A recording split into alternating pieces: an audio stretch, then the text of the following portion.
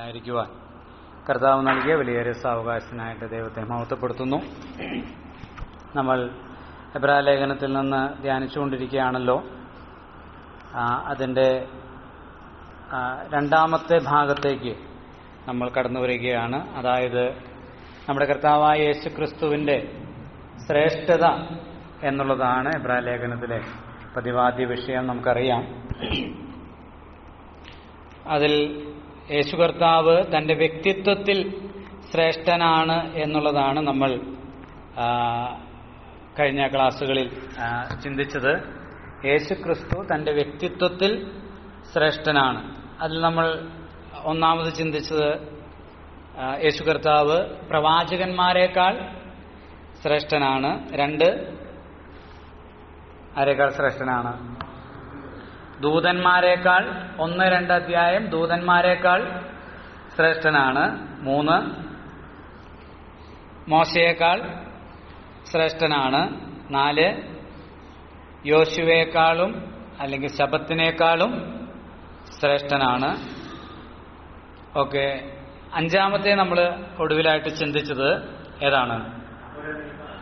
അഹരോനേക്കാൾ അല്ലെങ്കിൽ അഹരോന്യ പൗരോഹിത്യത്തെക്കാൾ ശ്രേഷ്ഠമായ പൗരോഹിത്യം യേശുക്രിസ്തുവിന് ഉണ്ട് എന്നുള്ളതാണ്. അത് 4-ാം അധ്യായത്തിന്റെ 14 മുതൽ 7-ാം അധ്യായത്തിന്റെ ഒടുവിലത്തെ വാക്യം വരെ നമ്മൾ ചിന്തിക്കുകയുണ്ടായി. അതിനിടയിൽ 4 മുന്നറിയിപ്പുകൾ, ഈ സന്ദേശത്തെ ആധാരമാക്കിക്കൊണ്ട് 4 മുന്നറിയിപ്പുകൾ നമ്മൾ ചിന്തിച്ചു. അത് 2-ാം അധ്യായത്തിലും 3-ാം അധ്യായം, 4-ാം അധ്യായം, ഒടുവിൽ നമ്മൾ 5-ാം അധ്യായത്തിന്റെ 10 മുതൽ 6-ാം അധ്യായത്തിന്റെ ഒടുവിലത്തെ വാക്യം വരെ ചിന്തിച്ചു. അതാണ് കഴിഞ്ഞ ആഴ്ചയിൽ നമ്മൾ ചിന്തിച്ചത്. വീണ്ടും അത് ആവർത്തിക്കുന്നില്ല. ക്ലാസ്സുകൾ നമുക്ക് ഓൺലൈനിൽ യൂട്യൂബിലൊക്കെ ഉള്ളതുകൊണ്ട് വീണ്ടും അത് കേട്ട് മനസ്സിലാക്കാനായിട്ട് സാധിക്കുമല്ലോ. ദൈവം അനുവദിക്കുകയാണെങ്കിൽ ഇതിൻ്റെ ഒരു ഔട്ട്ലൈൻ ഇപ്പോൾ ഇവിടെ കാണും. ആ ഔട്ട്ലൈൻ വേണമെങ്കിൽ ഒരു പ്രിന്റ് ക്ലാസ് അറ്റൻഡ് ചെയ്യുന്നവർക്ക് തരാനായിട്ട് സാധിക്കും. അത് നോക്കി നിങ്ങൾക്ക് ക്ലാസ്സുകൾ കേട്ട് സ്വന്തമായ കുറിപ്പുകൾ തയ്യാറാക്കാനും പഠിക്കാനും ഗലാത്യ ലേഖനവും അതുപോലെ എബ്രായ ലേഖനവും 2 ലേഖനങ്ങൾ പഠിക്കാനായിട്ട് സാധിക്കും. തീർച്ചയായിട്ടും അതിനൊരു പരിശ്രമം നിങ്ങൾ നടത്തും എന്ന് ഞാൻ വിശ്വസിക്കുകയാണ്. അതിന്റെ 2ാമത്തെ ഭാഗത്തേക്കാണ് നമ്മളിപ്പോൾ പ്രവേശിക്കുന്നത്. യേശുക്രിസ്തു തന്റെ ശുശ്രൂഷയിൽ ശ്രേഷ്ഠനാണ് എന്നുള്ളതാണ്. കർത്താവിന്റെ സുപ്പീരിയോറിറ്റി അല്ലെങ്കിൽ കർത്താവ് സർവശ്രേഷ്ഠനാണ് എന്നുള്ളതാണ് നമ്മൾ ചിന്തിക്കുന്നത്. അപ്പോൾ യേശുക്രിസ്തു തന്റെ വ്യക്തിത്വത്തിൽ, താനൊരു വ്യക്തി എന്ന നിലയിൽ പ്രവാചകന്മാരെക്കാൾ, മോശയേക്കാൾ, യോശുവയേക്കാൾ, അതുപോലെ അഹരോനേക്കാൾ അല്ലെങ്കിൽ അഹരോന്യ പൗരോഹിത്യത്തെക്കാളൊക്കെ ശ്രേഷ്ഠമായ പൗരോഹിത്യമുള്ളവനാണ് നമ്മുടെ കർത്താവായ യേശുക്രിസ്തു. എന്നാൽ ഇനി ചിന്തിക്കുന്ന 2ാമത്തെ ഭാഗം, പ്രധാനപ്പെട്ട 2ാമത്തെ കുറിപ്പ് എന്ന് പറയുന്നത്, ശീർഷകം എന്ന് പറയുന്നത്, യേശുക്രിസ്തു തന്റെ ശുശ്രൂഷയിൽ ശ്രേഷ്ഠനാണ് എന്നുള്ളതാണ്. മറ്റാരേക്കാൾ മെച്ചപ്പെട്ട, ശ്രേഷ്ഠമായ, വിശിഷ്ടമായ, ഉന്നതമായ ഒരു ശുശ്രൂഷയാണ് കർത്താവായ യേശുക്രിസ്തു നിവർത്തിച്ചിരിക്കുന്നതും ഇപ്പോൾ നമുക്ക് വേണ്ടി നിവർത്തിച്ചുകൊണ്ടിരിക്കുന്നതും എന്ന് നമുക്ക് ഈ ഭാഗത്ത് കാണാനായിട്ട് കഴിയും. അത് 8-ാം അധ്യായത്തിന്റെ 1 മുതൽ 10-ാം അധ്യായത്തിന്റെ 18 വരെയുള്ള വാക്യങ്ങളാണ് ഈ ശീർഷകത്തിൽ, ഹെഡിങ്ങിൽ നമ്മൾ ചിന്തിക്കാനായിട്ട് പോകുന്നത്. 8-ാം അധ്യായത്തിന്റെ 1 മുതൽ 10-ാം അധ്യായത്തിന്റെ 18 വരെയുള്ള വാക്യങ്ങളാണ് ഈ ഭാഗത്ത് നമ്മൾ ചിന്തിക്കുന്നത്. കഴിഞ്ഞ ആഴ്ചയിൽ നമ്മൾ ചിന്തിച്ചത് യേശു കർത്താവ് അഹരോന്യ പൗരോഹിത്യത്തെക്കാൾ ശ്രേഷ്ഠമായ പൗരോഹിത്യമുള്ള അല്ലെങ്കിൽ മൽക്കിസദേക്കിന്റെ ക്രമപ്രകാരമുള്ള പൗരോഹിത്യമാണ് യേശു കർത്താവിനുള്ളതെന്നും അത് ആണയിട്ടുറപ്പിച്ച പൗരോഹിത്യമാണെന്നും എന്നേക്കുമുള്ള പൗരോഹിത്യമാണെന്നും പൂർണ്ണത അല്ലെങ്കിൽ ആർക്ക് വേണ്ടിയിട്ടാണോ താൻ പുരോഹിതനായിരിക്കുന്നത് അവർക്ക് സമ്പൂർണത വരുത്തുന്ന പൗരോഹിത്യമുള്ള പൗരോഹിത്യത്തിന്റെ ഉടമസ്ഥനാണ് താനെന്നും മാത്രമല്ല വിശേഷതയേറിയ ഒരു നിയമത്തിന്റെ മധ്യസ്ഥനാണ് അല്ലെങ്കിൽ അതിന്റെ സ്ഥാപകനാണ് എന്നുള്ളതൊക്കെയാണ് നമ്മൾ കഴിഞ്ഞ ആഴ്ചയിൽ ചിന്തിച്ചത്. യേശു കർത്താവ് തന്റെ ശുശ്രൂഷയിൽ എന്തുകൊണ്ടാണ് മറ്റ് പുരോഹിതന്മാരെക്കാൾ, ഒന്നുകൂടെ പറഞ്ഞാൽ അഹരോന്യ പൗരോഹിത്യത്തെക്കാൾ, പുരോഹിതന്മാർ ചെയ്യുന്ന ശുശ്രൂഷയേക്കാൾ യേശു കർത്താവിന്റെ ശുശ്രൂഷ, പൗരോഹിത്യ ശുശ്രൂഷ എന്തുകൊണ്ടാണ് ശ്രേഷ്ഠമായിരിക്കുന്നത്? അതിന്റെ 8-ാം അധ്യായത്തിന്റെ 1 മുതൽ 7 വരെയുള്ള വാക്യങ്ങൾ പ്രാരംഭമായിട്ട് 6 വരെയുള്ള വാക്യങ്ങൾ നമുക്ക് പ്രാരംഭമായിട്ട് വായിക്കാം. 8-ാം അധ്യായത്തിന്റെ 1 മുതൽ 6 വരെയുള്ള വാക്യങ്ങൾ.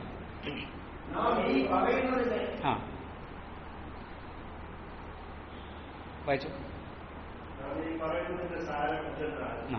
സ്വർഗത്തിൽ മഹിമാസനത്തിന്റെ വലത്തുഭാഗത്തിരുന്നവരായി വിശുദ്ധ സ്ഥലത്തിന്റെയും മനുഷ്യരല്ല കർത്താവ് സ്ഥാപിച്ച സത്യകൂടാരത്തിന്റെ ശുശ്രൂഷകരായ മഹാപുരുഷന്മാരുണ്ട്. ഏത് മഹാപുരുഷനും വഴിപാടും യാഗവും അർപ്പിക്കാൻ നിയമിക്കപ്പെടുന്നു. ആകയാൽ അർപ്പിക്കാൻ ഇവൻ വല്ലതും വേണം. അവൻ ഭൂമിയിൽ ആയിരുന്നെങ്കിൽ പുരോഹിതൻ ആകെയിലായിരുന്നു. ന്യായപ്രമാണ പ്രകാരം വഴിപാട് അർപ്പിക്കുന്നവർ ഉണ്ടല്ലോ. കൂടാരം തീർക്കാൻ മോശ ആരംഭിച്ചപ്പോൾ പർവ്വതത്തിൽ വിലക്ക് കാണിച്ച മാതൃപ്രകാരം സകലം ചെയ്യാൻ നോക്കുക എന്ന് അവരോട് ആരംഭിച്ചതുപോലെ അവർ സ്വർഗീയത്തിന്റെയും ദൃഷ്ടാന്തവും നേരുമായി ശുശ്രൂഷ ചെയ്തു. അവരോ വിശേഷതയേറിയ വാക്തത്വത്തിലേക്ക് സ്ഥാപിക്കപ്പെട്ട ദൈവത്തിന്റെ മധ്യസ്ഥരാകിയാൽ അതിന്റെ വിശേഷത്തിന്റെ ഒത്തവണ്ണം വിശേഷതയേറിയ ശുശ്രൂഷയിൽ സ്ഥാപിച്ചിരിക്കുന്നു. 6-ാമത്തെ വാക്യത്തിൽ അത് പറഞ്ഞിട്ടുണ്ട്. ആ വാക്ക് 2 പ്രാവശ്യം ഉപയോഗിച്ചിട്ടുണ്ട്.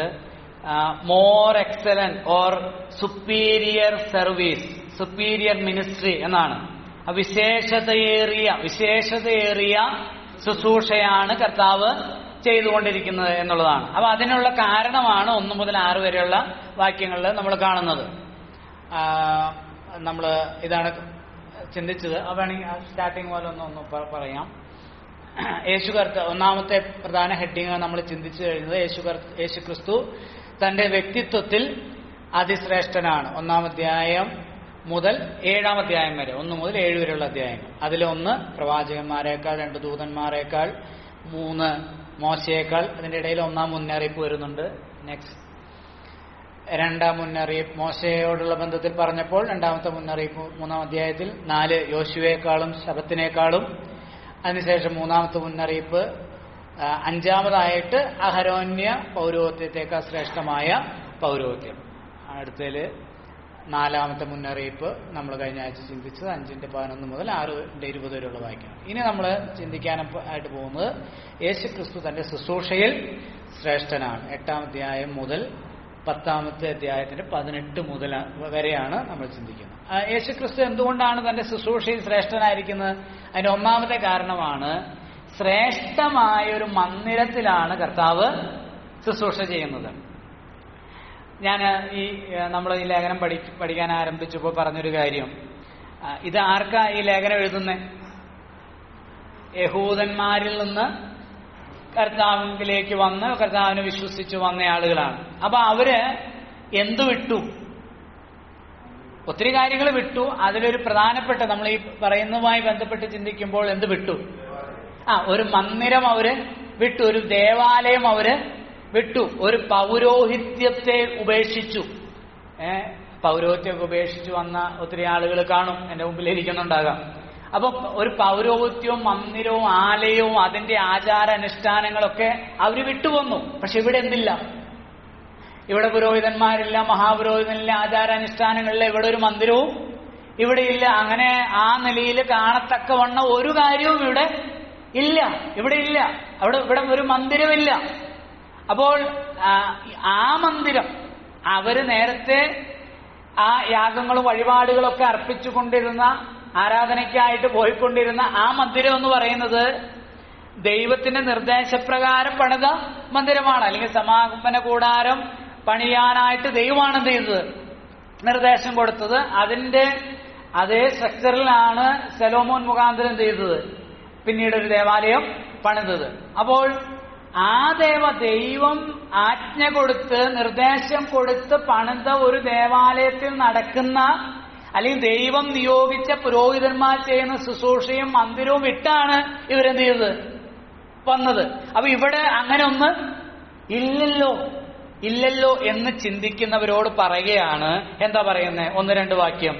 നാം ഈ പറയുന്നതിന്റെ സാരം എന്തെന്നാൽ, സ്വർഗത്തിൽ മഹിമാസനത്തിന്റെ വലത്തുഭാഗത്തിരുന്നവനായി വിശുദ്ധ സ്ഥലത്തിന്റെയും മനുഷ്യനല്ല കർത്താവ് സ്ഥാപിച്ച സത്യകൂടാരത്തിന്റെയും ശുശ്രൂഷകനായ ഒരു മഹാപുരോഹിതൻ നമുക്കുണ്ട്. ആ നമുക്കുണ്ട്, നമുക്ക് എന്നുള്ള വാക്ക് എബ്രായ ലേഖനത്തിൽ വളരെ സ്പെസിഫിക് ആയിട്ട് എംഫസൈസ് ചെയ്ത് പറഞ്ഞിരിക്കുന്ന ഒരു വാക്കാണ്. എന്നാൽ ഈ പൗരോഹിത്യവുമായി ബന്ധപ്പെട്ട് ആരംഭിക്കുന്ന ഇവിടുന്ന 4-ാം അധ്യായം 14 മുതലുള്ള വാക്യങ്ങളാണ്. അവിടെ സ്റ്റാർട്ട് ചെയ്യുന്നത് അങ്ങനെ തന്നെയാണ്. ഈ 4:14 തുടങ്ങുമ്പോൾ ഈ വാക്ക് പറയുന്നുണ്ട്. എന്താ? ആകയാൽ ദൈവപുത്രനായ യേശു ആകാശത്തിൽ കൂടെ കടന്നുപോയ ഒരു ശ്രേഷ്ഠ മഹാപുരോഹിതനായി നമുക്ക് ഉള്ളതുകൊണ്ട് നാം നമ്മുടെ സ്വീകാര്യം മുറുകെ പിടി. നമുക്കുള്ളതുകൊണ്ട്. ആരുണ്ട് നമുക്ക്? പുരോഹിതന്മാരില്ലല്ലോ എന്നാണ് നിങ്ങൾ വിലപിക്കുന്നതെങ്കിൽ, നിങ്ങളുടെ ആത്മഗതം പുരോഹിതന്മാരില്ലല്ലോ, ഇവിടെ ഇല്ലല്ലോ എന്നാണെങ്കിൽ നമുക്കാരുണ്ട്? ആകാശത്തിൽ കൂടെ കടന്നുപോയൊരു ശ്രേഷ്ഠ മഹാപുരോഹിതൻ നമുക്കുണ്ട്. അവൻ നമ്മുടെ ബലഹീനതകൾ സഹതാപം കാണിപ്പാൻ കഴിയാത്തവനല്ല. അവിടെ തന്നെ 6-ാം അധ്യായത്തിന്റെ 20-ാമത്തെ വാക്യത്തിൽ പറയുന്ന എന്താണ്? 6:20.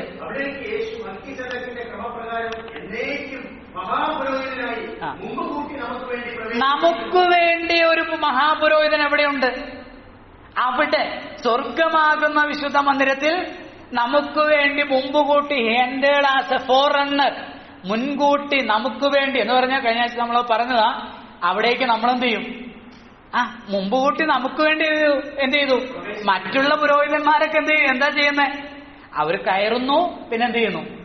തിരിച്ചിറങ്ങി വരുന്നു. എന്നാൽ യേശുക്രിസ്തു അവിടെ ആ വാക്ക് ഉപയോഗിച്ചിട്ടുണ്ട്. എന്നേക്കും നമുക്ക് വേണ്ടി മുമ്പുകൂട്ടി നമുക്കുണ്ട് എന്നാണ്. നമുക്കുണ്ട്, നമുക്കില്ല എന്ന് ചിന്തിക്കരുത്. നമുക്കുണ്ട് മറ്റൊരു തലത്തിൽ ശ്രേഷ്ഠനായൊരു മഹാപുരോഹിതൻ നമുക്കുണ്ട്. 7:26, 7-ാം അധ്യായം 26-ാം വാക്യം. ഇങ്ങനെയുള്ള മഹാപുരോഹിതനല്ലോ നമുക്ക് വേണ്ടിയത്. അപ്പൊ അവർക്കുള്ളത് എങ്ങനെയുള്ളതാണ്? 28-ാം വാക്യം നമ്മൾ മറന്നു പോകുകയില്ല. ന്യായപ്രമാണം ബലഹീന മനുഷ്യനെ മഹാപുരോഹിതന്മാരാക്കുന്നു. ന്യായപ്രമാണത്തിന് പിമ്പുള്ള ആണയുടെ വചനമോ എന്നേക്കും തികഞ്ഞവനായ, അതാണ് തികഞ്ഞവനായ, നിഷ്കളങ്കനായ, നിർദോഷനായ, പാപികളോട് വേർവിട്ട് സ്വർഗത്തേക്കാൾ ഉന്നതനായ ഇങ്ങനെയുള്ള മഹാപുരോഹിതനെല്ലാം നമുക്ക്. അപ്പൊ നമുക്കുണ്ട്, നമുക്ക് മഹാപുരോഹിതനുണ്ട്. അപ്പൊ നമുക്ക് മന്ദിരമില്ലല്ലോ. അപ്പൊ ആ മഹാപുരോഹിതനെ എവിടെയാ ശുശ്രൂഷിക്കുന്നത്? ഇവിടെ ഞങ്ങൾക്ക് ഉടുപ്പുള്ള, എന്താ പറയുന്നത്, കെട്ടുകളുള്ള, വേഷഭൂഷാദികളുള്ള പുരോഹിതന്മാരും പുരോഹിത വൃന്ദമൊക്കെ ധാരാളം ഞങ്ങൾക്കുണ്ട്. അപ്പൊ നമുക്ക് പുരോഹിതൻ ഉണ്ടെന്ന് പറയുമ്പോൾ ആ പുരോഹിതൻ എവിടെയാ ശുശ്രൂഷിക്കുന്നത്? ആ പുരോഹിതന്റെ ശുശ്രൂഷയ്ക്ക് എന്തെങ്കിലും പ്രത്യേകതയുണ്ടോ? അതാണ് 8-ാം അധ്യായത്തിൽ പറയുന്നത്. നമുക്കുണ്ട്. എവിടെയുണ്ട്? 1-2 വാക്യത്തിൽ നമ്മളെന്താ വായിച്ചത്? എവിടെയുണ്ടെന്നാ പറഞ്ഞ്?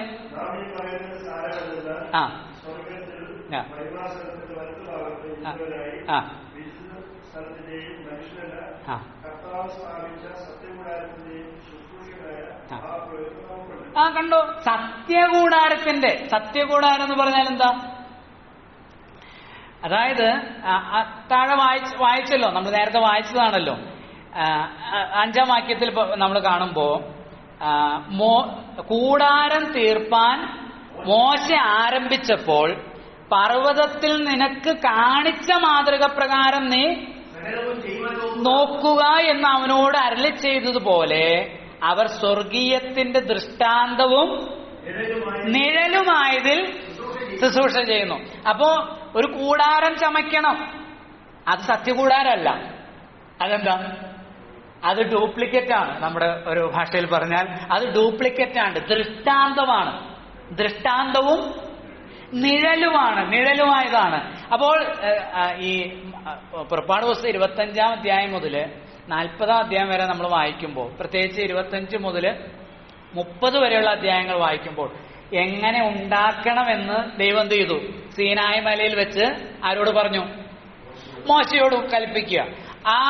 അവിടെ ഓരോ ഉപകരണങ്ങളും സമാഗമന കൂടാരത്തിന്റെ, ഇപ്പോൾ ആദ്യം തന്നെ പറഞ്ഞിരിക്കുന്ന 25-ാം അധ്യായത്തിന്റെ 10 മുതലുള്ള വാക്യം നമ്മൾ വായിക്കുമ്പോൾ ഖദിരമരം കൊണ്ടൊരു പെട്ടകം ഉണ്ടാക്കണം. നിയമപ്പെട്ടകത്തെ കുറിച്ചാണ് ഏറ്റവും പ്രധാനപ്പെട്ട ആ ഉപകരണത്തെ കുറിച്ചാണ് പറയുന്നത്. അപ്പൊ എന്നിട്ട് ആ ഓരോ ഉപകരണങ്ങളെ കുറിച്ച് പറഞ്ഞ് തീരുമ്പോ ഒരു പ്രസ്താവന ദൈവം മോശയോട് പറയാ. എന്താ പറയുന്നത്?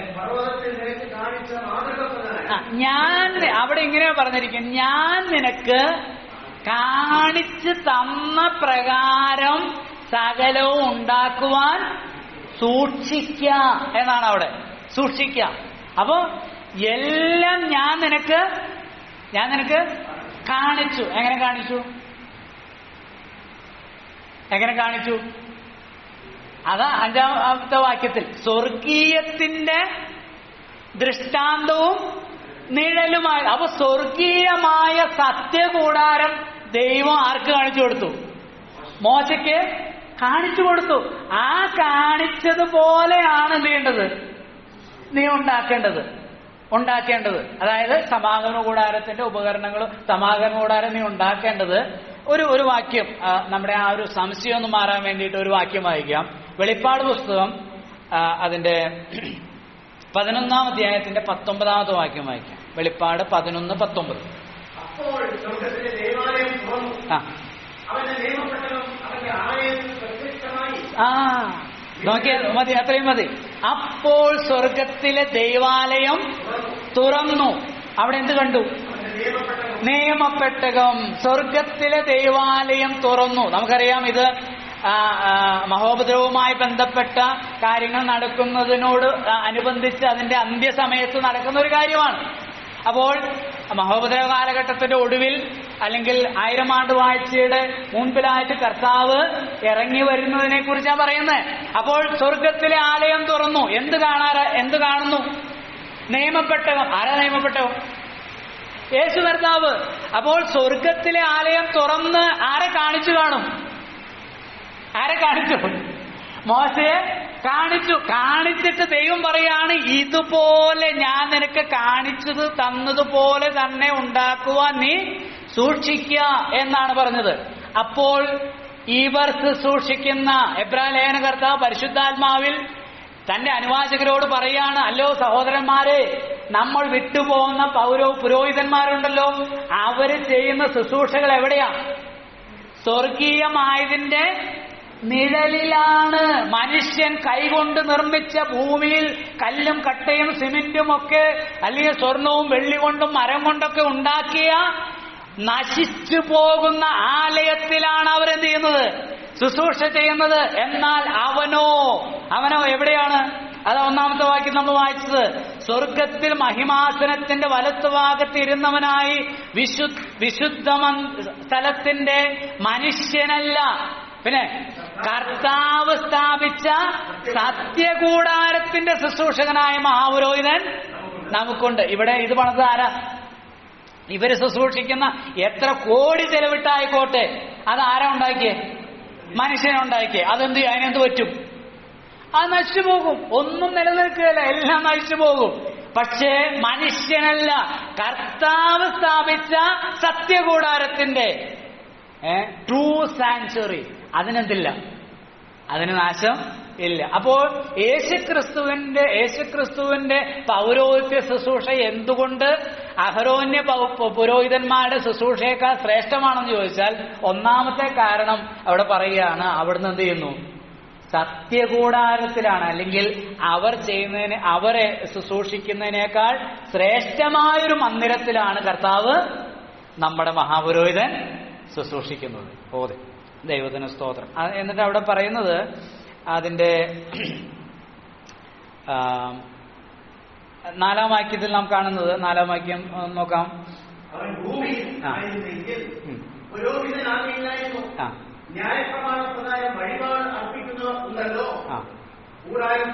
മതി. അപ്പൊ അവനെവിടെയല്ല? എവിടെ പുരോഹിതൻ? നിങ്ങൾ പറയുന്നു പുരോഹിതനുണ്ട്, യേശു പുരോഹിതനാ. അപ്പൊ എവിടെ ശുശ്രൂഷിക്കുന്നത്? ഭൂമിയിൽ അല്ല. ഇവരൊക്കെ എവിടെ ശുശ്രൂഷിക്കുന്നത്? ഭൂമിയിലാണ് ശുശ്രൂഷിക്കുന്നത്. എന്നാൽ നമുക്കുള്ള പുരോഹിതൻ എവിടെ ശുശ്രൂഷിക്കുന്നത്? സ്വർഗത്തിലാണ്. അവൻ ആ അതിപരിശുദ്ധമായ ദൈവ സാന്നിധ്യത്തിലാണ് അവൻ നമുക്ക് വേണ്ടി ശുശ്രൂഷ ചെയ്യുന്നത്. അവൻ സ്വർഗത്തിലാണ് ശുശ്രൂഷിക്കുന്നത്. അത് 1-ാമത്തെ വാക്യത്തിൽ, സ്വർഗത്തിൽ മഹിമാസനത്തിന്റെ വലത്തുഭാഗത്തിരിക്കുന്നവനായ യേശു. ഇനി യേശു കർത്താവിന്റെ ശുശ്രൂഷ അതുകൊണ്ട് എങ്ങനെയുള്ളതാണ്? 6-ാം വാക്യത്തിൽ പറയുന്നത്,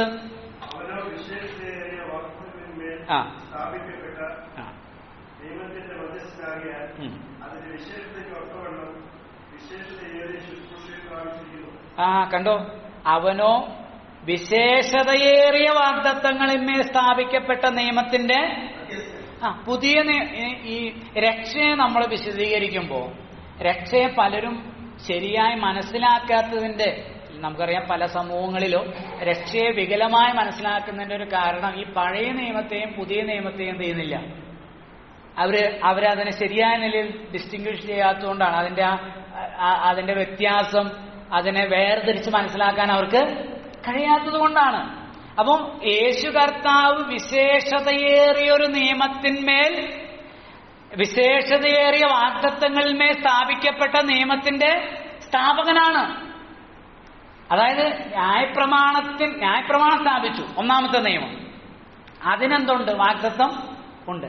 അതിനേക്കാൾ വിശേഷതയേറിയ വാഗ്ദത്തങ്ങളിന്മേൽ സ്ഥാപിക്കപ്പെട്ടതാണെന്ത്? പുതുനിയമം. പുതിയ നിയമത്തിന്റെ ഒരു പ്രത്യേകത എന്ന് പറഞ്ഞാൽ അവിടെ അത് സ്വീകരിക്കുന്നവന്റെ മെറിറ്റ് അവിടെ വിഷയമേ അല്ല. ന്യായപ്രമാണത്തിന് എന്താ? അത് ചെയ്യുന്നവൻ അതിനാൽ അവിടെ ഒരു ഉടമ്പടിയുണ്ട് എന്ന് പറഞ്ഞാൽ സെക്കൻഡ് പാർട്ടിയും കൂടെ അതിലെന്ത് ചെയ്യണം? ഇൻവോൾവ് ചെയ്യണം. അവനത് പാലിച്ചാൽ അവനതിലുണ്ട്. പുതിയ നിയമത്തിൽ എന്റെ പ്രത്യേകത എന്ന് പറയുന്നത് അൺമെറിറ്റഡ് ഫേവറാണ്. ഈ സെക്കൻഡ് പാർട്ടിയുടെ ഒരു മെറിറ്റ് എന്ത് ചെയ്യുന്നില്ല, നോക്കുന്നില്ല. അങ്ങനെ നോക്കിയാൽ ആർക്കും എന്ത് ചെയ്യാൻ കഴിയില്ല, അത് പാലിച്ച് നിറവേറ്റാൻ. അതുകൊണ്ടാണ് എന്ത് ചെയ്തത്? രണ്ടാമതൊരു നിയമം കൊണ്ടുവന്നത്. അല്ലെങ്കിൽ ആ വിശേഷതയേറിയ നിയമത്തിന്മേൽ സ്ഥാപിക്കപ്പെട്ട വാഗ്ദത്തങ്ങളിന്മേൽ സ്ഥാപിക്കപ്പെട്ട നിയമത്തിന്മേലാണ് കർത്താവ് ശുശ്രൂഷിക്കുക. അതിന്റെ ഉടമസ്ഥനാണ്. ഹീസ് ദ ഗ്യാരണ്ടർ എന്നാണ് അവിടെ പറഞ്ഞിരിക്കുന്നത്. അത് നമ്മൾ 7-ാം അധ്യായത്തിന്റെ 22-ാം വാക്യത്തിന് ആ വാക്ക് കണ്ടതാണ്. നമ്മൾ 7:22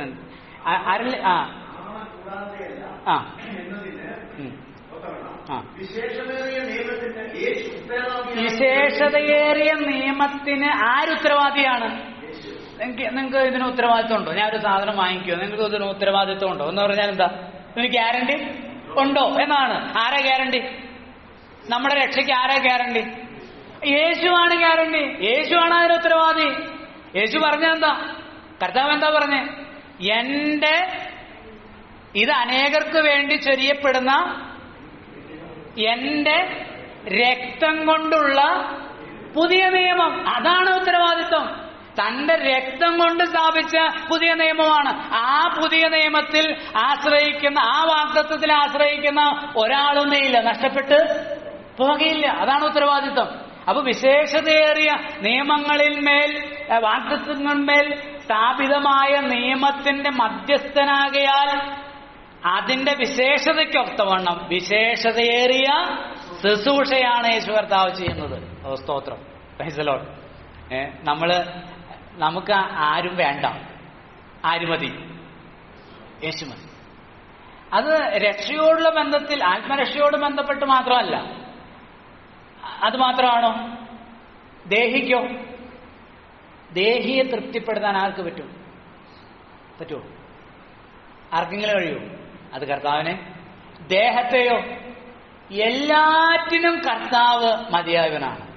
കാരണം അവിടുന്ന് വിശേഷതയേറിയ ഒരു ശുശ്രൂഷയാണ് നമുക്ക് വേണ്ടി ചെയ്യുന്നത്. അവിടെ ചെയ്തുകൊണ്ടിരിക്കുക. ഇപ്പോഴും എന്ത് ചെയ്യുന്നുണ്ട്. റോമാലേഖനം 8-ാം അധ്യായം 34-ാം വാക്യത്തില് 30 മുതലുള്ള വാക്യങ്ങൾ നമ്മൾ വായിക്കുമ്പോൾ നീതീകരിക്കുന്നവൻ ദൈവം ആർ കുറ്റം ചുമത്തും. താഴേക്ക് വായിക്കുമ്പോൾ 34-ാമത്തെ വാക്യം ഒന്ന് വായിച്ച്. ക്രിസ്തുയേശു മരിച്ചവൻ, മരിച്ചിട്ട് ഉയർത്തെഴുന്നേറ്റവൻ, അവൻ പിതാവിന്റെ വലത്തുഭാഗത്ത് ഇരിക്കുകയും നമുക്ക് വേണ്ടി പക്ഷവാദം കഴിക്കുകയും ചെയ്യുന്നു. യേശുക്രിസ്തുവിന്റെ ക്രൂശുമരണത്താലും ഉയർത്തെഴുന്നേൽപ്പിനാലും നമുക്ക് എന്തുണ്ട്? നീതീകരണം ഉണ്ട്. ആ ശുശ്രൂഷയാലുണ്ട്. കഴിഞ്ഞോ?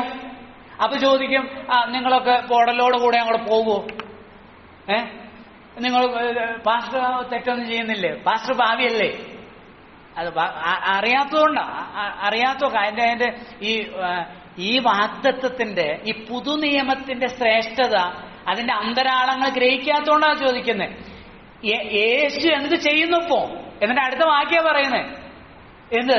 യേശു മരിച്ചവൻ, മരിച്ചിട്ട് ഉയർത്ത്, അവൻ പിതാവിന്റെ വലത്തുഭാഗത്ത് നമുക്ക് വേണ്ടി എന്ത് ചെയ്യുന്നു? പക്ഷവാദം ചെയ്തുകൊണ്ടിരിക്കുക. നിങ്ങൾ ഇവിടെ പോയൊരു കൂടിന്റെ അപ്പുറത്ത് ഒരു പുരോഹിതനിരിക്കുകയും ഇപ്പുറത്ത് നിങ്ങൾ വന്നു നിന്നുകൊണ്ട് അദ്ദേഹത്തിന്റെ ചെവിയിലേക്ക് ഓതിക്കൊടുക്കുന്ന നിങ്ങളുടെ പാപങ്ങൾ പരിഹരിക്കാൻ ആ മനുഷ്യനോ അല്ല ലോകത്തിലെ ഒരു സംവിധാനത്തിനോ മന്ദിരങ്ങൾക്കോ കഴിയില്ല. എന്നാൽ നമുക്കുണ്ടൊരു പുരോഹിതൻ, സ്തോത്രം. അവനെന്ത് ചെയ്യുന്നു? മരിച്ചവനാണ്, മരിച്ചിട്ട് ഉയർത്തെഴുന്ന പാപങ്ങൾക്ക് പരിഹാരം വരുത്തിയ ശേഷം മഹിമയുടെ വലത്തുഭാഗത്തിരുന്നുകൊണ്ടെന്നാണ് നമ്മൾ വായിച്ചത് 1-ാം അധ്യായത്തിൽ. ആ വലത്തുഭാഗത്തിരിക്കുക അവനോടാണ് എന്ത് ചെയ്യുന്നത് പറയുന്നത്. അവനാണ് എനിക്ക് വേണ്ടി ഇത് ചെയ്യുന്നത്, ശുശ്രൂഷ ചെയ്യുന്നത്. അപ്പൊ ഏത് വേണം? അവിടെ ഇൻഫീരിയർ വേണോ, സുപ്പീരിയർ വേണോ, ശ്രേഷ്ഠമായത് വേണോ, അതോ നികൃഷ്ടമായത് വേണോ, അതിനേക്കാൾ താണത് വേണോ? അവരോട് ചോദിക്കുകയാണ്. നമ്മളും പലപ്പോഴും അങ്ങനെ നമുക്കൊരു സംശയമോ തോന്നൽ വരുന്നുണ്ടെങ്കിൽ നമ്മുടെ പുരോഹിതൻ, നമ്മുടെ അധ്യക്ഷൻ, നമ്മുടെ രക്ഷകൻ എവിടെയുണ്ട്? സ്വർഗത്തിൽ മഹിമയുടെ വലത്ത് ഭാഗത്തുണ്ട്, സത്യകൂടാരത്തിൽ ഉണ്ട്. ദൈവത്തിന് സ്തോത്രം. രണ്ടാമത്തെ കാര്യം, എന്തുകൊണ്ട് യേശു കർത്താവിന്റെ ശുശ്രൂഷ ശ്രേഷ്ഠമായിരിക്കുന്നു എന്ന് ചോദിച്ചാൽ, ശ്രേഷ്ഠമായ ഒരു നിയമത്തിന്മേലാണ് ശുശ്രൂഷിക്കുന്നത്. അത് ആറാമത്തെ വാക്യത്തിൽ തുടങ്ങുന്നുണ്ട്. 7 മുതലുള്ള വാക്യങ്ങൾ, 7 മുതൽ ഒടുവിലത്തെ വാക്യം വരെ 13 വരെയുള്ള വാക്യങ്ങൾ നമുക്ക് വായിക്കാം. ഒന്നാമത്തെ നിയമം കുറവില്ലാത്തതായിരുന്നുവെങ്കിൽ രണ്ടാമത്തേതിന് ഇടമന്വേഷിക്കില്ലായിരുന്നു. എന്നാൽ അവൻ അവരെ ആക്ഷേപിച്ചുകൊണ്ട് ചെയ്യുന്നത്, ഞാൻ ഇസ്രായേൽ ഗ്രഹത്തൊക്കെയും യഹൂദ ഗ്രഹത്തോടും പുതിയൊരു നിയമം ചെയ്യുന്ന കാലം വരും എന്ന് കർത്താവിന്റെ അരുളപ്പാട്. ഞാൻ അവരുടെ പിതാക്കന്മാരെ കൈക്ക് പിടിച്ച് മിസ്രയീം ദേശത്തു നിന്ന് കൊണ്ടുവന്ന നാളിൽ ഞാൻ അവരോട് ചെയ്ത നിയമം പോലെയല്ല. അവർ എന്റെ നിയമത്തിൽ നിലനിന്നില്ല, ഞാൻ അവരെ ആദരിച്ചിരുന്നില്ല എന്ന് കർത്താവിന്റെ അരുളപ്പാട്. ഈ കാലം കഴിഞ്ഞ ശേഷം ഞാൻ ഇസ്രായേൽ ഗ്രഹത്തോട് ചെയ്യുവാനിരിക്കുന്ന നിയമം ഇങ്ങനെയാകുന്നു. ഞാൻ എന്റെ ന്യായപ്രമാണങ്ങളുടെ ഉള്ളിലാക്കി അവരുടെ ഹൃദയങ്ങളിൽ എഴുതും. ഞാൻ അവർക്ക് ദൈവമായും അവരെനിക്ക് ജനമായും ഇരിക്കും. ഇനി അവരെല്ലാവരും തന്റെ കൂട്ടുകാരനെയും തന്റെ സഹോദരനെയും കർത്താവിനെ അറിയുക എന്ന് ഉപദേശിക്കുകയില്ല. അവർ ആപാലബുദ്ധം എല്ലാവരും എന്നെ അറിയും. ഞാൻ അവരുടെ അകൃത്യങ്ങളെ കുറിച്ച് കരുണയുള്ളവനാകും. അവരുടെ പാപങ്ങളെ ഓർക്കുകയുമില്ല എന്ന് കർത്താവിന്റെ അരുളപ്പാട്. പുതിയതെന്ന് പറയുന്നതിനാൽ ആദ്യത്തേതിനെ പഴയതാക്കിയിരിക്കുന്നു. എന്നാൽ പഴയതാകുന്നതും ജീർണിക്കുന്നതുമെല്ലാം നീങ്ങിപ്പോകുവാൻ അടുത്തിരിക്കുന്നു. പഴയതാകുന്നതും ജീർണിക്കുന്നതുമെല്ലാം നീങ്ങിപ്പോകുവാൻ അടുത്തിരിക്കുന്നു. അപ്പോൾ പുതിയ ഒരു നിയമം സ്ഥാപിക്കുന്നതിനെ സംബന്ധിച്ച്, അല്ലെങ്കിൽ സ്ഥാപിച്ചതിനെ സംബന്ധിച്ചുള്ള ഒരു പ്രത്യേകമായ ഒരു വിശദീകരണമാണ് ഈ ഭാഗത്ത്. അപ്പോൾ യേശുക്രിസ്തു സ്ഥാപിച്ച, യേശുക്രിസ്തുവിന്റെ ആ ശുശ്രൂഷ എന്ന് പറയുന്നത് ഒരു പുതിയ നിയമത്തിന്മേൽ എന്ന് പറഞ്ഞാൽ ഒരു സുപ്പീരിയർ ആയിട്ടുള്ള ഒരു കവനന്റിന്മേൽ ആണ് യേശു എന്ത് ചെയ്യുന്നത്? ശുശ്രൂഷ ചെയ്യുന്നത്. ശ്രേഷ്ഠമായ വിശേഷതയേറിയ ഒരു നിയമത്തിലാണ് യേശു കർത്താവ് ശുശ്രൂഷ ചെയ്യുന്നത്. അപ്പൊ അതിന്റെ കാരണം എന്താണ്? 7-ാം വാക്യം, ഒന്നാമത്തെ നിയമം കുറവില്ലാത്തതായിരുന്നുവെങ്കിൽ രണ്ടാമത്തേതിന് ഇടം. അപ്പൊ രണ്ടാമത്തെ ഒന്നുണ്ട്. എന്നാൽ അവൻ അവരെ ആക്ഷേപിച്ചുകൊണ്ട് പറയുന്നത് എന്ന് പറഞ്ഞാൽ ഇസ്രായേൽ മക്കളെ കുറിച്ച് പറയുകയാണ്. യിരെമ്യാ പ്രവാചകന്റെ പുസ്തകം 31-ാം അധ്യായത്തിന്റെ 31 മുതൽ 34 വരെയുള്ള വാക്യങ്ങൾ ഇവിടെ കോട്ട് ചെയ്തിരിക്കുകയാണ്, ഉദ്ധരിച്ചിരിക്കുകയാണ്. അപ്പോൾ അവിടെ പ്രവാചകനിലൂടെ ദൈവം മുൻകൂട്ടി പറഞ്ഞൊരു കാര്യമാണ് ഇവിടെ ലേഖനകർത്താവ് പറയുന്നത്. എന്താ പറയുന്നത്? ഞാൻ ഇസ്രായേൽ ഗ്രഹത്തോടും യഹൂദ ഗ്രഹത്തോടും പുതിയൊരു നിയമം ചെയ്യുന്ന കാലം വരും. 9-ാം വാക്യത്തിൽ, ഞാൻ അവരുടെ പിതാക്കന്മാരെ കൈക്ക് പിടിച്ച് മിസ്രയീം ദേശത്തു നിന്ന് കൊണ്ടുവന്ന നാളിൽ ഞാൻ അവരോട് ചെയ്ത നിയമം പോലെ അല്ല. ജനറലി പറയുന്ന കാര്യമല്ല, സ്പെസിഫിക് ആയിട്ടാണ് പറയുന്നത്. പിതാക്കന്മാരെ മിസ്രയീമിൽ നിന്ന് കൈപിടിച്ച് കൊണ്ടുവന്നപ്പോഴാണ് ഏത് നിയമം സ്ഥാപിച്ചത്? പഴയ നിയമം അല്ലേ? ആ സീനായ് മലയിലേക്ക് മോശ പോവുകയും അവിടെ നിന്ന് 10 കൽപ്പനകളും അതിന്റെ ഉപകൽപ്പനകളൊക്കെ എഴുതി തയ്യാറാക്കിയത്, ഈ പുറപ്പാട് പുസ്തകത്തിൽ എഴുതി തയ്യാറാക്കിയത് പിതാക്കന്മാരെ മിസ്രയീമിൽ കൈപിടിച്ച് കൊണ്ടുവന്നപ്പോഴാണ്. ആ നിയമമല്ല, ആ നിയമം മാറ്റിയിട്ട് എന്ത് ചെയ്യും? അതാണ് അതിന്റെ 8-ാം ഈ കൊട്ടേഷൻ തുടങ്ങുന്നതായിട്ട് നമ്മൾ വായിച്ചത്. ഞാൻ ഇസ്രായേൽ ഗ്രഹത്തോടും യഹൂദ ഗ്രഹത്തോടും പുതിയൊരു നിയമം ചെയ്യുന്ന കാലം വരും. ഓ സ്തോത്രം. ഇനി 10-ാം വാക്യത്തിൽ ഞാൻ ഇസ്രായേൽ ഗ്രഹത്തോട് ചെയ്യുവാനിരിക്കുന്ന നിയമം ഇങ്ങനെയാകുന്നു. ഞാൻ എന്റെ ന്യായപ്രമാണങ്ങളുടെ ഉള്ളിലാക്കി അവരുടെ ഹൃദയങ്ങളെ എഴുതും. മതി. ഞാൻ എന്ത് ചെയ്യും? പുതിയൊരു നിയമം കൊണ്ടുവരും. എന്നിട്ട് ആ നിയമം എവിടെ എഴുതും? അവരുടെ ഉള്ളിലാക്കി ഹൃദയങ്ങളിൽ എഴുതും. ഒന്നാമത്തെ നിയമം എവിടെ എഴുതിയത്? കല്ലിന്മേലാണ് എഴുതിയത്. അത് കല്ലിന്മേലെ എഴുതിയത്. നമ്മൾ അതിലേക്ക് 9-ാം അധ്യായത്തിൽ അത് വരുന്നുണ്ട്. ആ കല്ലിന്മേൽ എഴുതിയ നിയമം എവിടെയായിരുന്നു? എവിടെ വെച്ചേ? 9-ാം അധ്യായത്തിലുണ്ട്. നിയമപ്പെട്ടതിനകത്താണ് വെച്ചത്. അതുകൊണ്ട് പ്രവാചകന്മാർ പറയുന്നുണ്ട്, അത് കല്ലിന്മേലല്ല, നിങ്ങളുടെ ഹൃദയങ്ങളിൽ, മാംസഹൃദയങ്ങളിൽ, ഭിത്തികളിൽ തന്നെ എഴുതുവീൻ എന്ന് പറയുന്നുണ്ട്. അത് കൊട്ടേഷൻ അവിടെ 2 കൊരിന്ത്യർ 2-ാം അധ്യായത്തിൽ പൗലോസിലേ പറയുന്നുണ്ട്. കല്ലിന്മേൽ കൊത്തിയ അക്ഷരത്തിന്റെ വചനം അവരെന്ത് ചെയ്യുന്നു? കൊല്ലുന്നു, അല്ലേ? ആ അക്ഷരം കൊല്ലുന്നു, ആത്മാവ് ജീവിപ്പിക്കുന്നു. ആ വചനം നിങ്ങളുടെ ഹൃദയങ്ങളിൽ എഴുതിയിരിക്കുന്നു എന്നാണ് പൗലോസ് 2 കൊരിന്ത്യർ 2-ൽ പറഞ്ഞിരിക്കുന്നത്. അപ്പൊ അത് മാറ്റി കല്ലിൽ എഴുതിയ അല്ലെങ്കിൽ ചുരുളുകളിൽ എഴുതിയ ആ നിയമം എന്ത് ചെയ്തു? അത് മാറ്റിയിട്ട് എവിടേക്കാ തരുന്നത്? ഇപ്പൊ പുതിയ നിയമം എവിടെയാ തന്നിരിക്കുന്നത്? ശരിക്കും പുതിയ നിയമം അത് സ്വീകരിക്കുന്ന ഒരു ദൈവം നിയമം എവിടെയാ കൊടുക്കുന്നത്? ഹൃദയങ്ങളില. അതിനാണ് പരിശുദ്ധാത്മാവ്. റോമാലേഖനം നമ്മൾ പഠിക്കുമ്പോൾ കുറച്ചുകൂടി വ്യക്തമാണ്. റോമാലേഖനം 8-ാം അധ്യായത്തിൽ പറയുമ്പോൾ അവിടെ ഇങ്ങനെ പറയുന്നത്, ജഡത്താലുള്ള ബലഹീനത നിമിത്തം ന്യായപ്രമാണത്തിന് കഴിയാഞ്ഞതിനെ സാധിപ്പാൻ ദൈവം തന്റെ പുത്രനെ പാപജഡത്തിന്റെ സാദൃശ്യത്തിലും പാപം നിമിത്തവും ലോകത്തിൽ അയച്ച് പാപത്തിന് ജഡത്തിൽ ശിക്ഷ വിധിച്ചു. ഒരു സെക്കൻഡ്. 1-ാം വാക്യം നമുക്കറിയാം. 8-ന്റെ 1 അറിയാം. എന്താ? അതുകൊണ്ട് ഇപ്പോൾ ക്രിസ്തുവേശുവിലുള്ളവർക്കൊരു 2-ാം വാക്യം ഒന്ന് വായിച്ചു. 2-ാം വാക്യം കേട്ടോ. ജീവന്റെ ആത്മാവിന്റെ പ്രമാണം.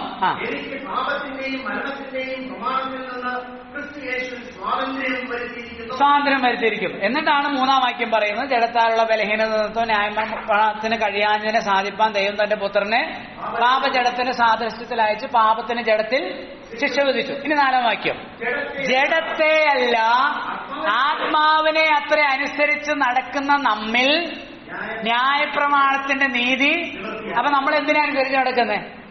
ആത്മാവിനെ. കണ്ടോ? ആത്മാവിനെ. 2-ാം വാക്യം എങ്ങനെയാ തുടങ്ങുന്നത്?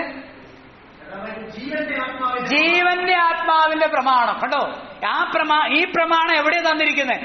പരിശുദ്ധാത്മാവിനാൽ ഓരോ വ്യക്തിയുടെയും യേശുവിനെ അംഗീകരിക്കുന്ന ഓരോ ദൈവത്തിന്റെ ഹൃദയപ്പലകളിലാണ്, അവന്റെ ആത്മാവിലാണ് ഇത് എന്ത് ചെയ്യുന്നത്? ബൈൻഡ് ചെയ്യാണ്. അല്ലാതെ പേപ്പറിലല്ല. അതേസമയം അവർക്ക് കൊടുത്തത് അതെവിടെയാ? കല്ലിന്മേലാണ്. അപ്പൊ ആ നിയമത്തെ എന്ത് ചെയ്യാൻ പോവുകയാണ്? അതിനെ മാറ്റാൻ പോവുകയാണെന്ന് ദൈവം നേരത്തെ പറഞ്ഞില്ലേ? യെരമ്യാ പ്രവാചകനിലൂടെ പറഞ്ഞില്ലേ? ആ പറഞ്ഞതുപോലെ വിശേഷതയേറിയ ശ്രേഷ്ഠമായ മോർ എക്സലന്റ് ഓർ സുപ്പീരിയർ കവനന്റിന്മേലാണ് ആര് ശുശ്രൂഷിക്കുന്നത്? പ്രവാചകന്മാർ പറഞ്ഞ ആ കവനന്റിന്മേലാണ്, ആ ടെസ്റ്റ്മെന്റിൽ, ആ നിയമത്തിൽ, ഉടമ്പടിയിലാണ് ആര് ശുശ്രൂഷിക്കുന്നത്? യേശു ശുശ്രൂഷിച്ചുകൊണ്ടിരിക്കുന്നത്. അതിന്റെ ഒരു പ്രത്യേകത അവിടെ പറയുന്നുണ്ട്. അത് നമ്മൾ 10-ാം അധ്യായം വരുമ്പോൾ വിശദീകരിക്കും.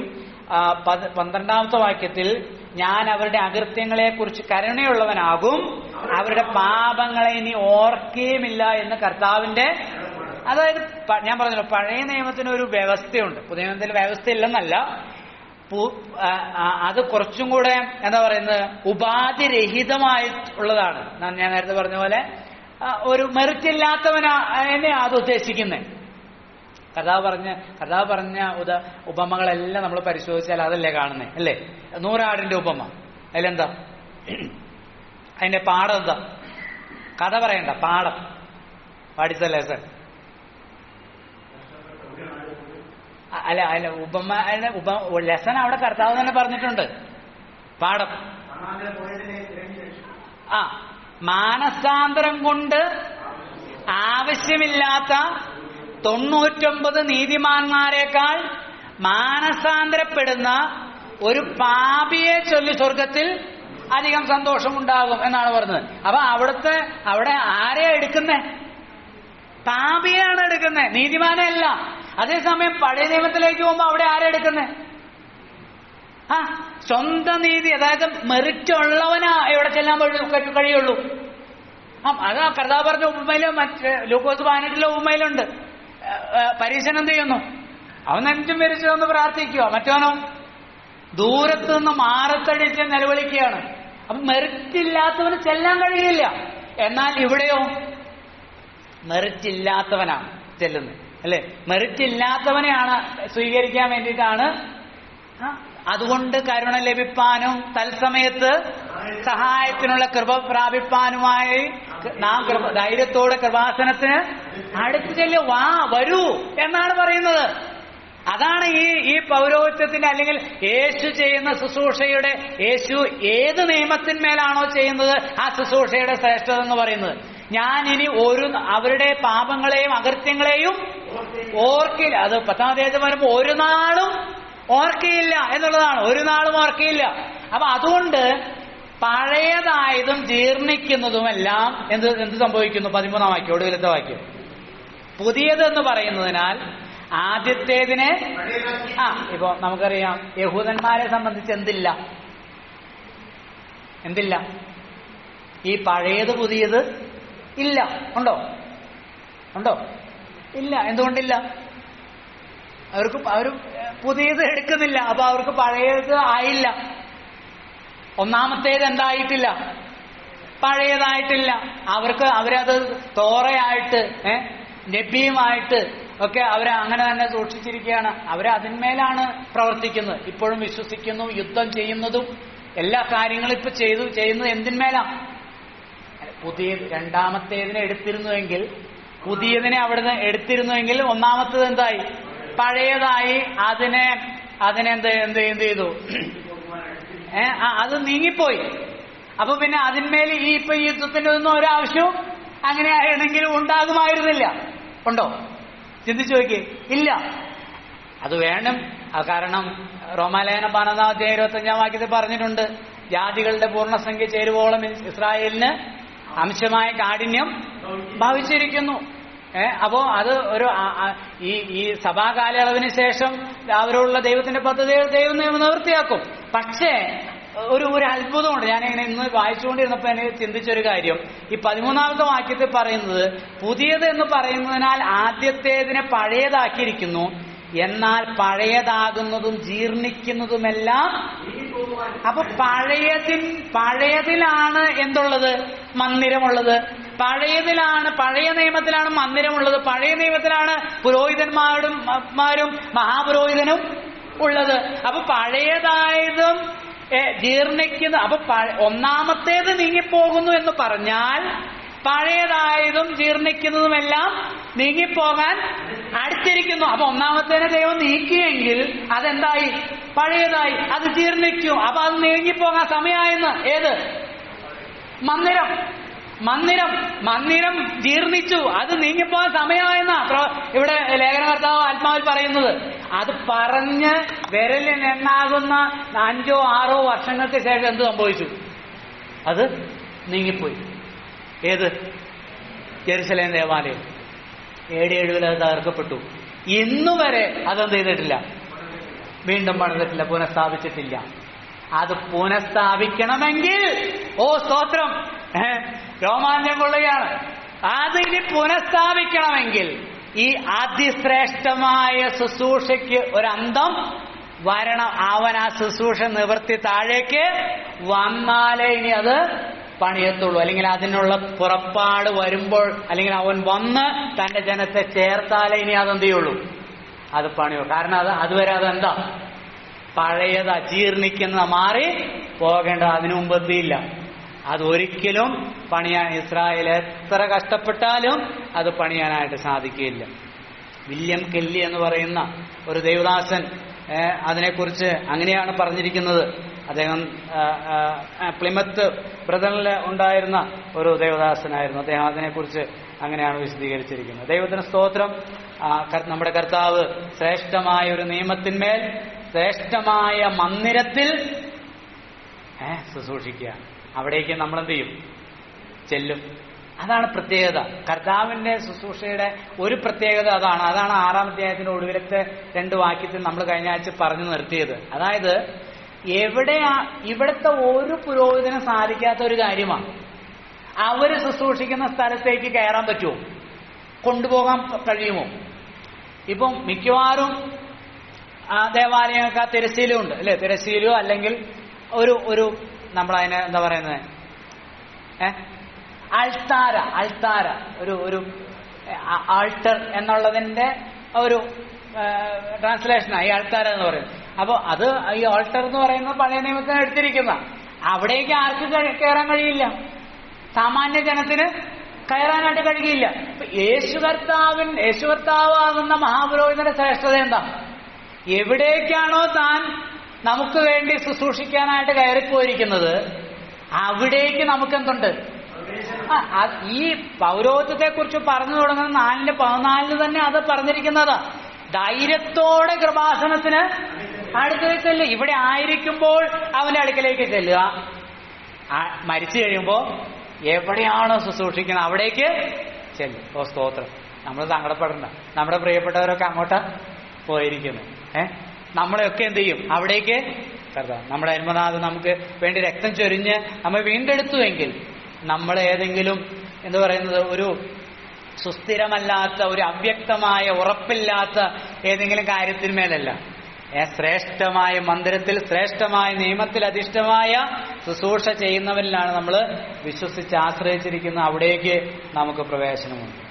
കർത്താവായ യേശുക്രിസ്തുവിന്റെ ക്രൂശ് നിവർത്തിക്കപ്പെട്ടതോടുകൂടെ നിയമത്തിൽ അധിഷ്ഠിതമായ ഉടമ്പടി റദ്ദാക്കപ്പെടുകയും യെരുശലേമിന്റെയും അതിലെ ദേവാലയത്തിന്റെയും തകർച്ചയും അതിന്റെ ശവക്കുഴിയായി തീരുകയും, തകർച്ച ആ നിയമത്തിന്റെ ശവക്കുഴിയായി തീരുകയും ചെയ്തു എന്നാണ് വില്യം കെല്ലി അതിനെക്കുറിച്ച് പറഞ്ഞിരിക്കുന്നത്. ഓ ദൈവത്തിന് സ്തോത്രം.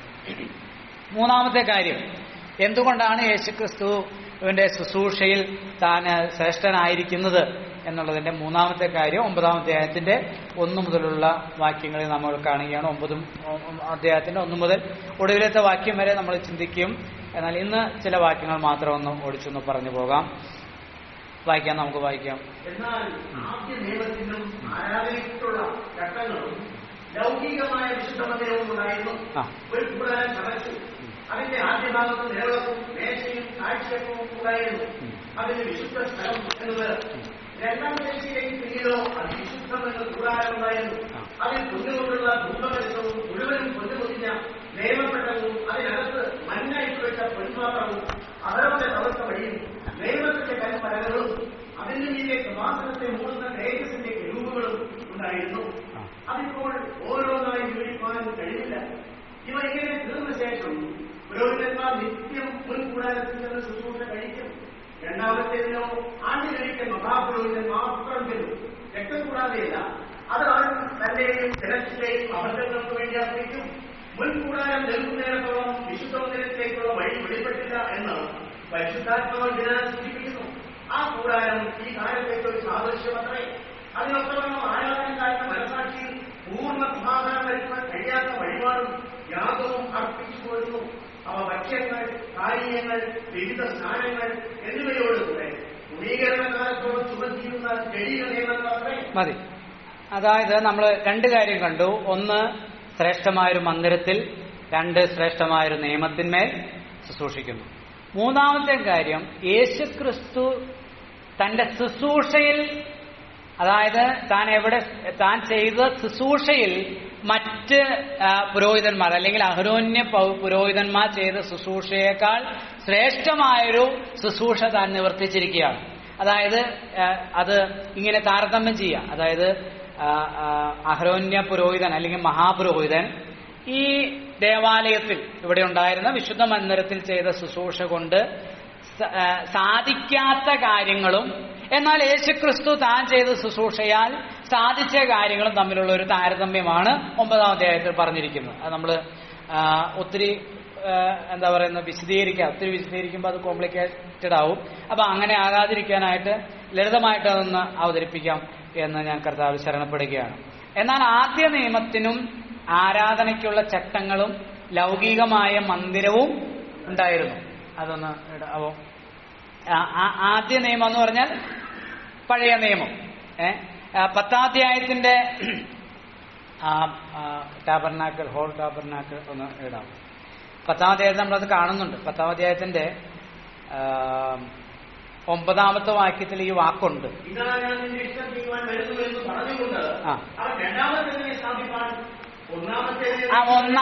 ഒന്നാമത്തെ രണ്ടാമത്തെ ആദ്യത്തെ ഏതാ? പഴയ നിയമം. അപ്പൊ ആ പഴയ നിയമത്തിന് എന്തുണ്ട്? ഓക്കെ, അത്രയും മതി. പഴയ നിയമത്തിന് എന്തുണ്ട്? ആരാധനയ്ക്ക് എന്തുണ്ട്? ചട്ടങ്ങളും ലൗകികമായൊരു വിശുദ്ധ മന്ദിരമുണ്ട്. കർത്താവ് ദൈവം പറഞ്ഞു കൊടുത്തതാണ് ഇങ്ങനെ ഒരു സമാഗമന കൂടാരം എന്ത് ചെയ്യണം? ഉണ്ടാക്കണം. അപ്പോ ആ സമാഗമന കൂടാരത്തെ കുറിച്ചാണ് അവിടെ പറയുന്നത്. ആരാധനയ്ക്കുള്ള വിശുദ്ധ മന്ദിരത്തെ കുറിച്ച് 2-ാം വാക്യത്തിൽ ഒരു കൂടാരം ചമച്ചു. അതിന്റെ ആദ്യ ഭാഗത്ത് നിലവിളക്കും മേശയും കാഴ്ചയപ്പവും ഉണ്ടായിരുന്നു. അതിന് വിശുദ്ധ മന്ദിരം എന്ന് പേർ. ഈ സമാപന കൂടാരം നമുക്കറിയാം. ഇതിന്റെ ആദ്യത്തെ ഭാഗത്ത് 2 ഉപകരണം ഉള്ളത്. അതിനെ നമ്മൾ പ്രാകാരം എന്നാ പറയുന്നത്.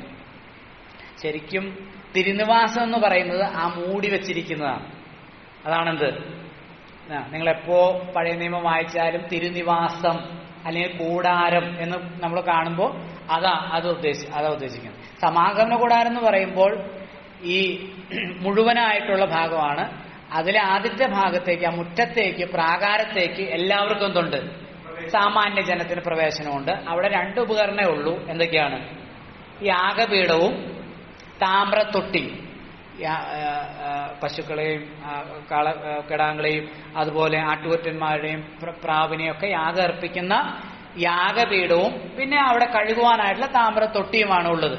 എന്നാൽ നമ്മൾ നേരത്തെ കണ്ട ആ കൂടാരത്തിന്റെ തിരുനിവാസത്തിന്റെ ഈ തിരുനിവാസത്തിന്റെ അകമാണ് അടുത്ത ചിത്രത്തിൽ നമ്മൾ കാണുന്നത്. അടുത്തതിൽ നെക്സ്റ്റ് വൺ. ഓക്കെ, ഇതിന് ഇവിടെ 2 ഭാഗമുള്ളത് അല്ലേ? നമുക്കറിയാം ഏതൊക്കെയാ? വിശുദ്ധ സ്ഥലവും അതിവിശുദ്ധ സ്ഥലവും. ആ വിശുദ്ധ സ്ഥലത്ത് നിത്യം അവിടെ നമ്മൾ വായിക്കുന്നുണ്ട്. അവിടെ അതിന്റെ 6-ാമത്തെ വാക്യം ഇങ്ങനെ നിത്യം മുൻകൂടാരത്തിൽ എന്ത് ചെയ്യും? ആ മുൻകൂടാരത്തിൽ എന്തൊക്കെയുണ്ട്? കവരവിളക്കുണ്ട്. പിന്നെ നമ്മളിവിടെ വായിച്ചു 2-ാമത്തെ വാക്യത്തിൽ നിലവിളക്ക് എന്ന് എഴുതിയിരിക്കുന്നതാണ് നിലവിളക്ക്. പിന്നെ മേശയും കാഴ്ചയപ്പം. ആ മേശയിൽ എന്ത് വെക്കണം? അപ്പം. എത്ര അപ്പം വെക്കണം? 12 ഗോത്രങ്ങളെ പ്രതിനിധീകരിക്കുന്ന 12 അപ്പം വെക്കണം. അതുപോലെ അവിടെ തന്നെയാണ് എന്ത് വരുന്നത്? ആ പുരോഹിതന് മുമ്പിലായിട്ടുള്ളൊരു ഒരു ഉപകരണം ധൂപപീഠം എന്നാണ്. പക്ഷെ ഇവിടെ വായിക്കുമ്പോൾ നമ്മൾ കാണുന്നത് ധൂപപീഠം എന്നുള്ള വാക്കല്ല. 4-ാം വാക്യത്തിൽ അതിൽ പൊന്നുകൊണ്ടുള്ള ധൂപകലശവും. അപ്പൊ അത് എവിടെയാണെന്ന് പറഞ്ഞിരിക്കുന്നത്? 3-ാം വാക്യത്തിൽ 2-ാം തിരശ്ശീലയ്ക്ക് പിന്നിലോ അതിവിശുദ്ധം എന്ന കൂടാരം ഉണ്ടായിരുന്നു. അതിൽ പൊന്നുകൊണ്ടുള്ള ധൂപകലശവും മുഴുവനും പൊന്നു പൊതിഞ്ഞ നിയമ പെട്ടകവും അതിനകത്ത് മന്നയിട്ട് വെച്ച പൊൻപാത്രവും ആരോന്റെ തളിർത്തവടിയും നിയമകൽപ്പലകളും. അപ്പൊ ഈ ധൂപപീഠം പഴയ നിയമത്തിൽ നമ്മൾ നോക്കുമ്പോൾ പുറപ്പാട് പുസ്തകത്തിൽ ധൂപപീഠം എവിടെയാ? വിശുദ്ധ സ്ഥലത്താണ്, അല്ലെങ്കിൽ 1-ാം തിരശ്ശീലയ്ക്ക് അകത്താണ്. 2-ാം തിരശ്ശീലയ്ക്ക് അകത്തായിട്ടാണ്, അല്ലെങ്കിൽ അതിവിശുദ്ധ സ്ഥലത്തായിട്ടാണ് ഇവിടെ പറഞ്ഞിരിക്കുന്നത്. പേരും അല്പം വ്യത്യാസപ്പെടുത്തി പറഞ്ഞിട്ടുണ്ട്. അപ്പൊ അത് എന്തുകൊണ്ടായിരിക്കാം? നമ്മൾ ആ ഭാഗത്തുനിന്ന് ഒരു വാക്യം ഒന്ന് വായിക്കാം. പെട്ടെന്നൊന്ന് വായിക്കുമ്പോൾ അത് മനസ്സിലാവും. ലേവ്യ പുസ്തകം 16-ാം അധ്യായം. ലേവ്യ പുസ്തകം 16-ാം അധ്യായത്തിന്റെ 12 മുതലുള്ള വാക്യങ്ങൾ വായിക്കും.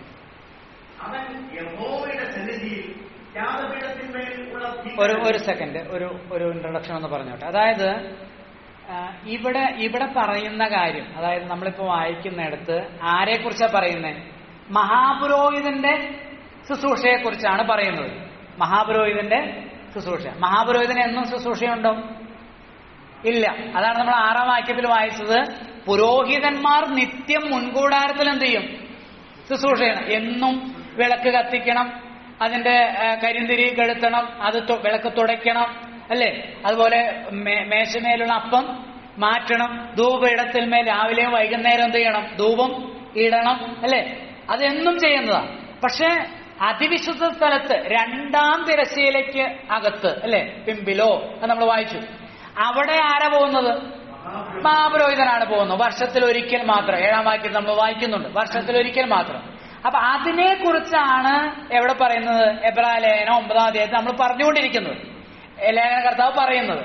അപ്പൊ ആ ശുശ്രൂഷയുമായി ബന്ധപ്പെട്ട് ധൂപപീഠത്തിന്റെ ഒരു സ്ഥാനം ആണ് ഇവിടെ പരാമർശിക്കുന്നത്. ലേവ്യ പുസ്തകം 16-ാം അധ്യായത്തിൽ വർഷത്തിൽ ഒരിക്കൽ മഹാപുരോഹിതൻ ചെയ്യുന്ന ശുശ്രൂഷയെ കുറിച്ചാണ് എവിടെ പറയുന്നത്? ലേവ്യ 16 പറയുന്നത്. അവിടെ എന്താ, അവിടെ എങ്ങനെ പറഞ്ഞിരിക്കുന്നത് നമുക്ക് നോക്കാം.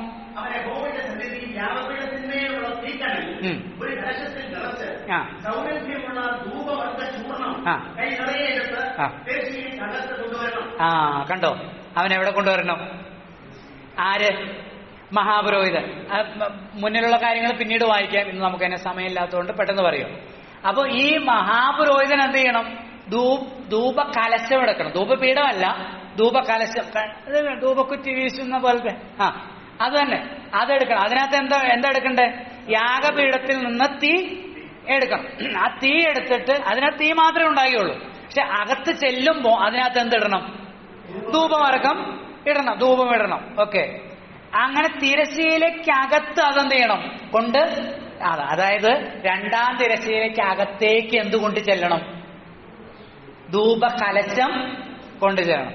അപ്പോ ഈ പറഞ്ഞു വരുന്ന സബ്ജക്റ്റുമായി ബന്ധപ്പെട്ട് നോക്കുമ്പോ ധൂപകലശം എവിടെയുണ്ട്? അതിവിശുദ്ധ സ്ഥലത്ത്, അതിപരിശുദ്ധ സ്ഥലത്ത് ഉണ്ട്. അതാണ് സൂചിപ്പിക്കുന്നത്. അതിന്റെ സ്ഥാനം ശരിക്കും, ധൂപപീഠത്തിന്റെ സ്ഥാനം ശരിക്കും വിശുദ്ധ സ്ഥലത്ത് തന്നെയാണ്. ഓക്കെ, അപ്പൊ ഇവിടെ പറഞ്ഞ് അത് ഇനി ഞാൻ പറഞ്ഞ കൺക്ലൂഡ് ചെയ്യാം.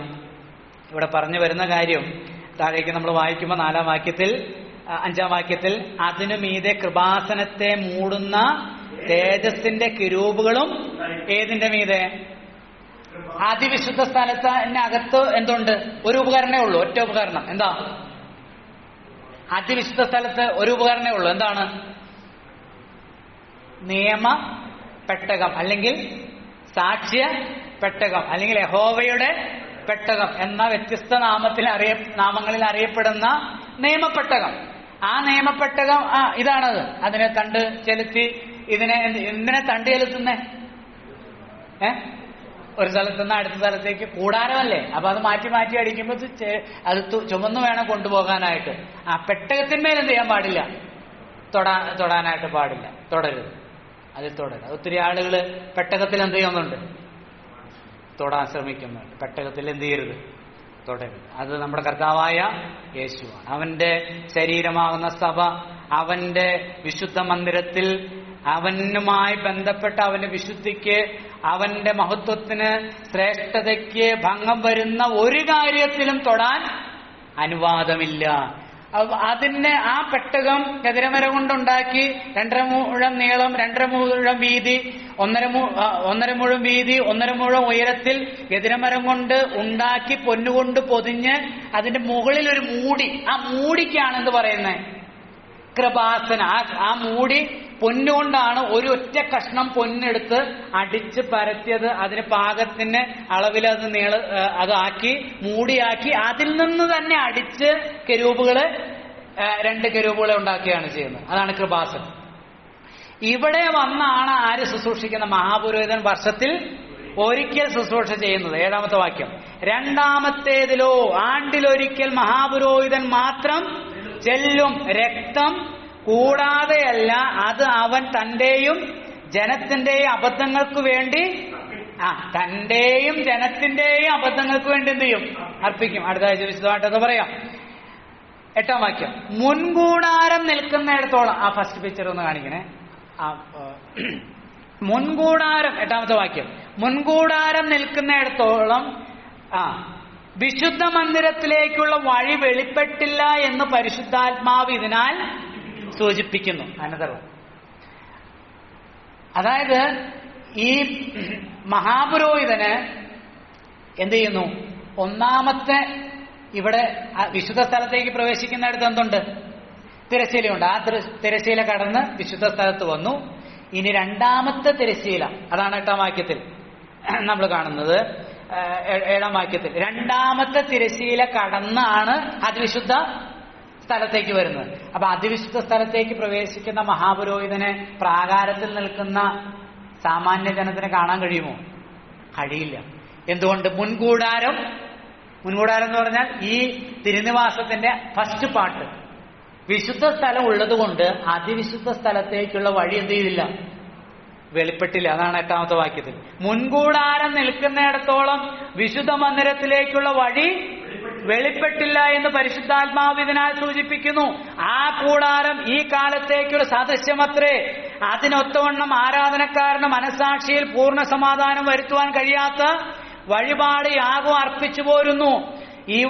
അവ ഭക്ഷ്യങ്ങൾ, പാനീയങ്ങൾ, വിവിധ സ്നാനങ്ങൾ എന്നിവയോടുകൂടെ ശുദ്ധീകരണ കാലത്തോടെ ചുമത്തിയ ജഡീക നിയമങ്ങളത്രേ. ക്രിസ്തുവോ വരുവാനുള്ള നന്മകളുടെ മഹാപുരോഹിതനായി വന്നിട്ട് കൈപ്പണിയല്ലാത്ത എന്ന് വെച്ചാൽ ഈ സൃഷ്ടിയിൽ ഉൾപ്പെടാത്തവും വലിപ്പവും തികവുമേറിയ ഒരു കൂടാരത്തിൽ കൂടി ആട്ടുകൊറ്റന്മാരുടെയും പശുക്കിടാങ്ങളുടെയും രക്തത്താലല്ല, സ്വന്തം രക്തത്താൽ തന്നെ ഒരിക്കലായി വിശുദ്ധ മന്ദിരത്തിൽ പ്രവേശിച്ച് എന്നേക്കുമുള്ള വീണ്ടെടുപ്പ് സാധിപ്പിച്ചു. സ്തോത്രം.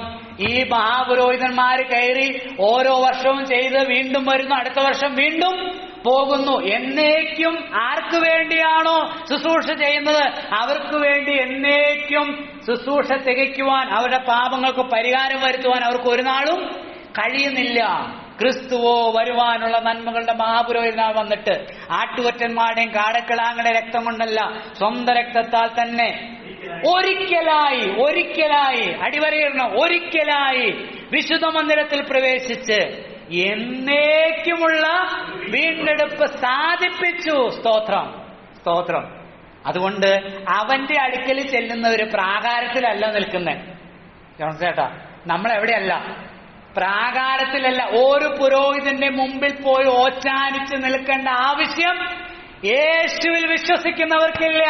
അവൻ അവർക്ക് സദാകാലത്തേക്കുമുള്ള വീണ്ടെടുപ്പ് സാധിപ്പിച്ച് അവൻ ശ്രേഷ്ഠമായ വിശുദ്ധ മന്ദിരത്തിൽ എന്ത് ചെയ്യുന്നു? ശുശ്രൂഷ ചെയ്യുന്നു. ദൈവത്തിന് സ്തോത്രം. ഞായറാഴ്ച വരുമ്പോൾ നമുക്ക് ഈ ചിന്തയോടുകൂടെ വന്ന് നമ്മുടെ കർത്താവിനെ ആത്മാർത്ഥമായി ആരാധിച്ച് മഹത്വപ്പെടുത്തുവാൻ കർത്താവ് സഹായിക്കട്ടെ. കർത്താവിന്റെ വിലയേറെ നാമം വാഴ്ത്തപ്പെടുമാറാകട്ടെ.